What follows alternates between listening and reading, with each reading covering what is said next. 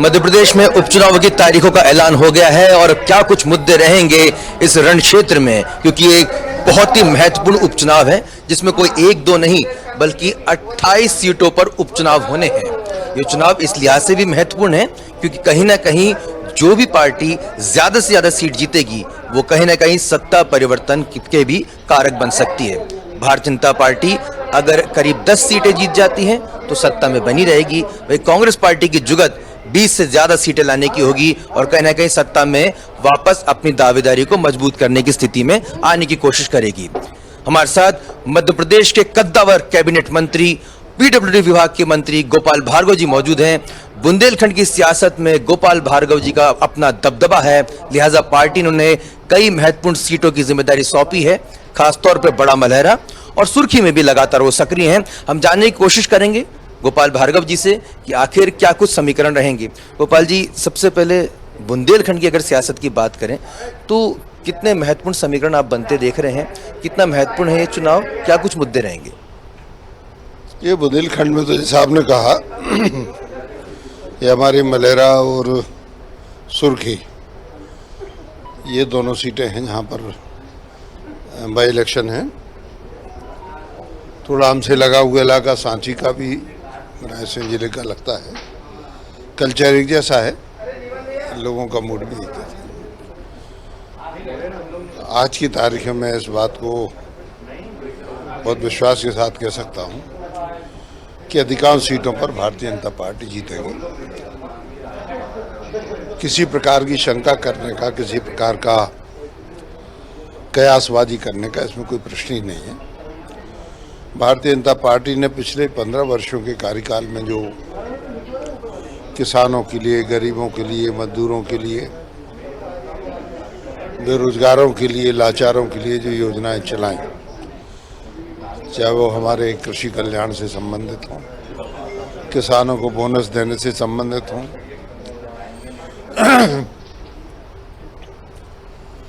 संबल योजना हो, गरीबों की निराश्रितों के लिए, कन्याओं की शादी के लिए, तीर्थ दर्शन के लिए, ऐसी दर्जनों योजनाएं जिनके बारे में कहना है तो वक्त लग जाएगा। ऐसी योजनाएं शुरू की थी कमलनाथ जी और कांग्रेस की सरकार ने आते ही 15 महीने में सारी की सारी योजनाएं बंद कर दी। सारा चौपट हो गया। मध्य प्रदेश राज्य की अर्थव्यवस्था जो है रसातल में चली गई। तो ये सब बातें लोग जानते हैं। हम लोगों ने जब दिसंबर 2018 में चुनाव हुए थे उस समय तक भरा हुआ खजाना छोड़ा था। इन 15 महीनों में सारे खजाने को बर्बाद करने का, दुरुपयोग करने का और डींगे मारने का काम कांग्रेस पार्टी ने किया और जिसकी परिणति आज ये है कि राज्य थोड़ा वित्तीय संकट में आया। मुख्यमंत्री जी ने कहा है कि हमें कर्ज भी लेना पड़े तो हम लोगों के कल्याण की सारी योजनाएं चलाएंगे, चाहे किसान हो, चाहे मजदूर हो, चाहे कोई भी हो, और वो शुरू कर दी। तो लोग जानते हैं कि काम करने वाले लोग कौन हैं। बल्लभ में मेला लगा रहता था, रोज 5-6 हज़ार प्रवेश पत्र बनते थे मंत्रालय के, अब 50-60 भी नहीं बनते। पूरा दलालों का अड्डा बन गया था। गलियारों में, बीथिकाओं में, वहाँ के सारे के सारे जो हाल है उनमें लेन देन के सिवा कोई काम ही नहीं होता था। और तो और अनेकों मंत्री ऐसे थे कांग्रेस के जिनके लिए आज तक एक फाइल देखने नहीं मिली, क्योंकि वो सिंधिया जी के गुट के थे। तो अपमान सिंधिया जी का भी हो रहा था, उनके सहयोगी मंत्रियों, विधायकों का भी हो रहा था। और जिस बात को दृष्टिगत रखते हुए कांग्रेस में टूटन हुई, वही सरकार गई। एक अहम और घमंडी सरकार, जिसमें मुख्यमंत्री कहे कि जिसको जो कुछ करना हो करो, सड़क पर उतरना हो सड़क पर उतर जाओ, जो कुछ भी करना हो वो करो।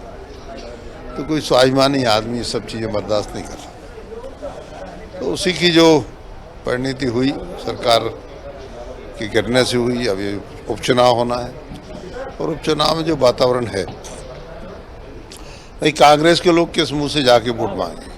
किसान की कर्ज माफ़ी हुई नहीं, बेरोजगारों के लिए 4,000 रुपये महीना भत्ता मिला नहीं, किसी प्रकार का कोई उद्योग मध्य प्रदेश में लगा नहीं, एक भी नौजवान की, किसी भी बेरोजगार की न सरकारी न अर्ध सरकारी कोई नौकरी लगी नहीं। मेरे विधानसभा प्रश्न के उत्तर में दिया हुआ ऐसा। रेत का उत्खनन जोरों से था, शराब माफिया जोरों चल रहा है, सबको मालूम।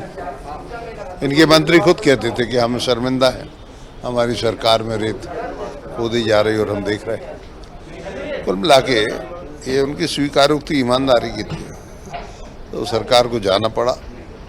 अभी हमारी सरकार है तो मैं मान के चलता हूँ कि 28 सीटों पर जो उपचुनाव है, अधिकांश सीटों पर हम चुनाव जीतेंगे, इसमें कोई शक नहीं है। आरोप लगातार लगा रही है कि बिकाऊ नहीं टिकाऊ सरकार, ये गद्दार हैं। तो ये गद्दार आखिर हैं कौन? अब जब तक कांग्रेस पार्टी में तो देशभक्त थे, कांग्रेस से निकल गए तो गद्दार हुए। मुझे पहली बार मालूम चला है कांग्रेस ने गद्दारों को भी टिकट मिलती है। कौन से गद्दार हैं? मैंने आपके साथ रहे तो हम देशभक्त या स्वामी भक्त, आपके साथ नहीं रहे तो हम गद्दार। ये परिभाषा कैसी है? गद्दारी तो उन लोगों ने की जिन्होंने किसानों को छला, गरीबों को छला।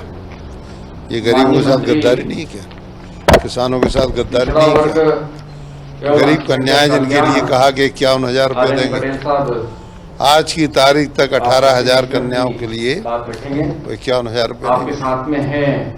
निराश्रित पेंशन 1,000 करेंगे, निराश्रित पेंशन महीनों से नहीं मिल रही।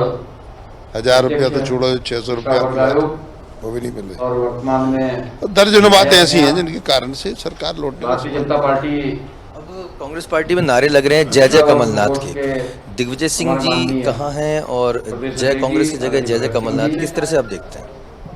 आप सबके बीच देखिए, में दिग्विजय सिंह की तो मंत्री जी, चेहरा देखते ही लोग पिछड़ा वर्ग आयोग का जो पुनर्गठन हुआ है, कैसी सड़कें थी, खेत में सड़क थी या सड़क में वार्ता के खेत माध्यम था। से मैं जानकारी तो जब देंगे सागर से भोपाल आता था मंत्री जी। तो कई बार रात में जब नींद लग जाती थी तो मैं ड्राइवर से, बस के ड्राइवर से मैं कहता था, ड्राइवर भारतीय साहब जनता पार्टी बस के सड़क के नीचे उतर गई, पार्टी कार्यालय खेत में में चली गई।